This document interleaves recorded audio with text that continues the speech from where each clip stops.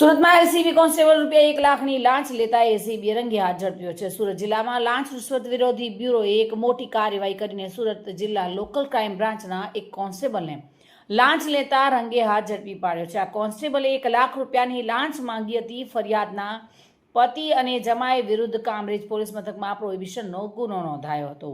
આ ગુનામાં ફરિયાદીના જમાઈની અટકાયત કરવામાં આવી હતી અને આ અટકાયત કરેલા આરોપીને પોલીસે માર ન મારે અને વોન્ટેડ આરોપીને હાજર કર્યા બાદ પણ માર ન મારે તે માટે કોન્સ્ટેબલે 1 લાખ રૂપિયાની લાંચની માંગણી કરી હતી।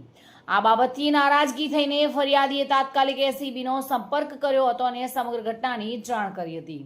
ફરિયાદીની ફરિયાદના આધારે એસીબીએ એક સુનિયોજિત છટકું ગોઠવ્યું હતું। આ છટકા દરમિયાન જ્યારે કોન્સ્ટેબલ લાંચની રકમ સ્વીકારી રહ્યો હતો ત્યારે એસીબીની ટીમે તેને રંગે હાથ ઝડપી પાડ્યો હતો। આ ઘટનાની પોલીસ બેડામાં ભારે ચકચાર મચી ગઈ છે।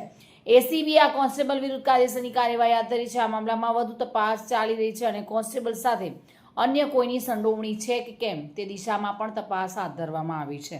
આ ઘટના ફરી એકવાર દર્શાવે છે કે પોલીસ વિભાગમાં ભ્રષ્ટાચારનું દૂષણ હજુ પણ વ્યાપક છે અને એસીબી જેવી સંસ્થાઓ તેને નાબૂદ કરવા માટે સતત પ્રયાસ કરી રહી છે। સુનિલ ગાંજાવાલા સાથે bureau report, today Gujarati news.